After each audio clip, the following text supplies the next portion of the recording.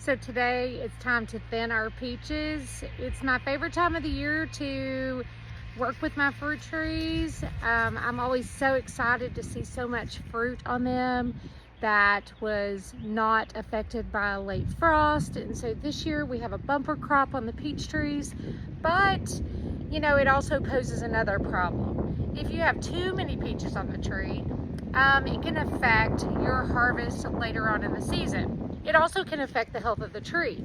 So every year when we get to the point where we have small peaches on the tree, we have to look at how many have actually started to form.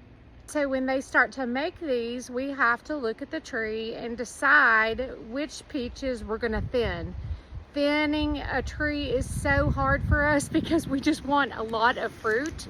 But what I've learned after 10 years and almost 70 fruit trees, I've learned that it's better to bite the bullet and take some of them off for a couple different reasons.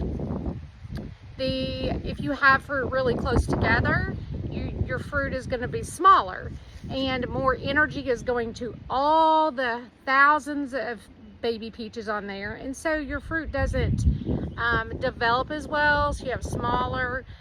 It also makes them closer together where there's not as good airflow, and so when the peaches start to get bigger, some are small, some are larger, but by thinning, more energy could go to less fruit, and so there you have larger fruit and healthier fruit.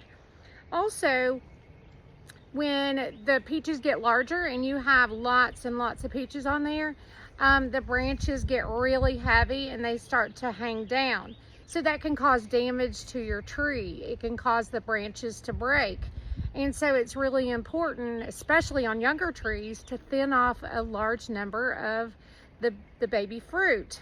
And so, you know, it blossomed a couple weeks ago. They develop very quickly. Within a week after the blossom falls off, you have baby fruit. So I usually wait till they get about this size, and when you look really closely on them, you will have some that are teeny tiny. I know it's hard to see, and I will attach a picture. Some are tiny and then some are larger. The tree is already deciding which one are the better fruit, and it's sending more energy to some, less to others.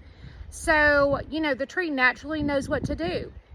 It will drop some when there's storms, the wind blowing, so the ones that are not attached as well, maybe a weaker fruit, it will naturally prune, but it's never enough. So there's a couple different ways that you can prune trees. I start in February when I do pruning on the tree. I take off a lot of the branches. I thin out a lot. Sometimes I think I'm going to damage the tree. I've cut so much.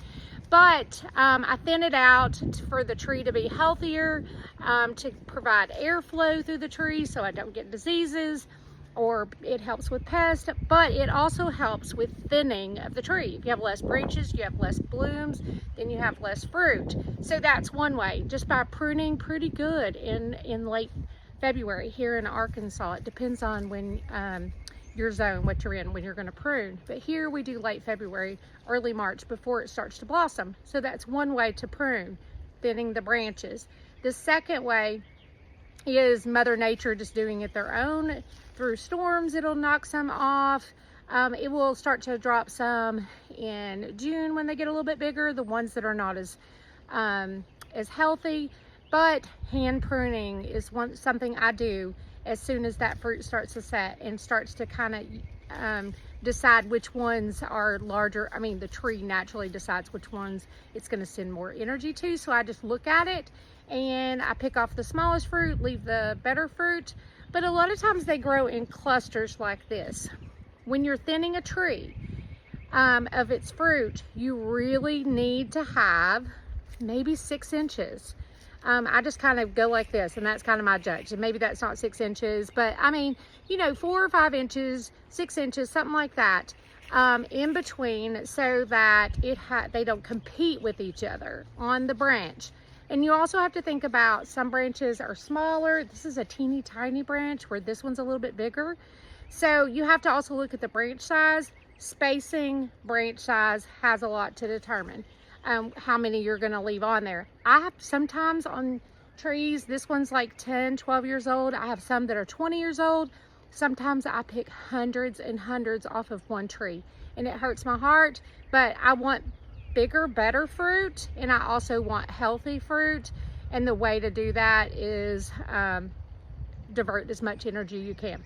So when I pull off, I look for any teeny tiny ones. So like on this one, I mean, there's some that are so tiny, and I just pull it off.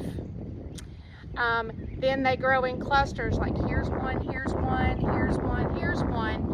And this is a teeny tiny branch, so I'm probably going to take them all off but one. So in this, on this one little branch, there was 5. I'm going to pull off, and I'm going to leave one there, and I'm going to leave maybe this one towards the end, and I'm going to thin that off. Now later on, if it looks like it's dragging down, I might pull another one off, but right now that's where I'm going to start. This next branch over, there is a really baby one. Here's a teeny tiny. You want to pull that off. These 3 right here, you can see it. There's 1, 2, 3. I'm going to probably take the one in the middle. Just pull it off. Now these 2 are still pretty close, but there's a little gap. I might leave that one and come back later, because I'm going to do multiple thinnings this spring. This is just the first cut. Once they start getting bigger, you will still see some developing more and some kind of slow down, and I'll pull off the smaller. Or if the branch starts to hang down. On this one, like I say, you want some space in between the peaches. These are all in a cluster. These 2 are basically on the same little shoot. So you have to decide which ones you want. It's really just, you have to look and see which one's small. Is there anything that has a damage? Is there a bug bite? Anything like that that might cause that to decline? You want to look for the healthiest ones. This one has some little indentions on it. It's the biggest one, but it has some weird indentions on it, so I'm gonna pull it off because I feel like it's gonna have problems later. Here, you know, I'm probably gonna leave the one on the end. It looks pretty good. This one is just really close, so I think I'll pull it off. And these 2 together, really and truly, I probably should pull both off because I have several more back here. But I think I'll just start with one and see how it goes later. Here, 2 are right together. Anytime you see a cluster, 1, 2, 3, pick them all but one. Leave one in that cluster. So I'm going to start with the 2 smallest ones. The one on the top is a little bit bigger. And I'm just going to continue doing that throughout the whole tree. Now, this tree is 15 or 10, 12 years old, something like that. It's going to take a long time. And when on the ground, you're going to see thousands or even hundreds or thousands of them laying, and it's hard to do. But if you want a healthy tree, you want healthy fruit, this is the way to do it. It helps with airflow. It helps with bigger, better fruit, and it helps keep your tree strong so branches are not broken. I hope this helps. I will show you a pile of them that I pull off at the end of the video. Just know it is for the best of the plant to do it. I hope this helps. If you need any other advice on gardening gardening tips, follow us at Green Thumb Nursery, and I will probably be following up with a second video showing us thinning for a second round too.